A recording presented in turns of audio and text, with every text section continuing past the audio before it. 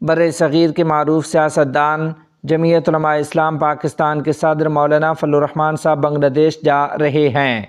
تفصیلات کے مطابق 23 جنوری 2025 کو قائد جمعیت مولانا فضل الرحمان صاحب دامت برکاتہم العالیہ سلہٹ کی عظیم دینی درسگاہ دارالسلام دارالحدیث لافناؤٹ گوئنگ گھاٹ کی 2 روزہ 47ویں دستار بندی کی عظیم الشان کانفرنس کے دوسرے دن میں شرکت کریں گے۔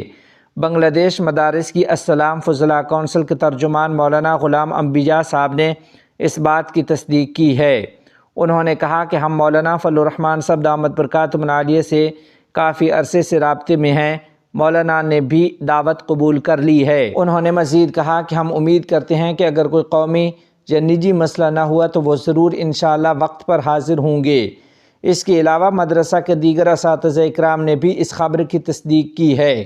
یاد رہے کہ مولانا فضل الرحمان صاحب دامت برکاتہم العالیہ جمعیت علماء اسلام پاکستان کے صدر ہیں، عالمی سیاست میں آزمائے گئے ایک دانشمند سیاستدان ہیں اور ایک طاقتور مسلم رہنما کے طور پر دنیا بھر میں شہرت رکھتے ہیں۔ آپ مفتی محمود رحمۃ اللہ علیہ کے بیٹے اور جانشین ہیں۔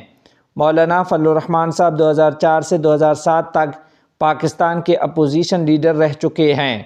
وہ 2011 کے بعد پہلی بار بنگلہ دیش تشریف لا رہے ہیں۔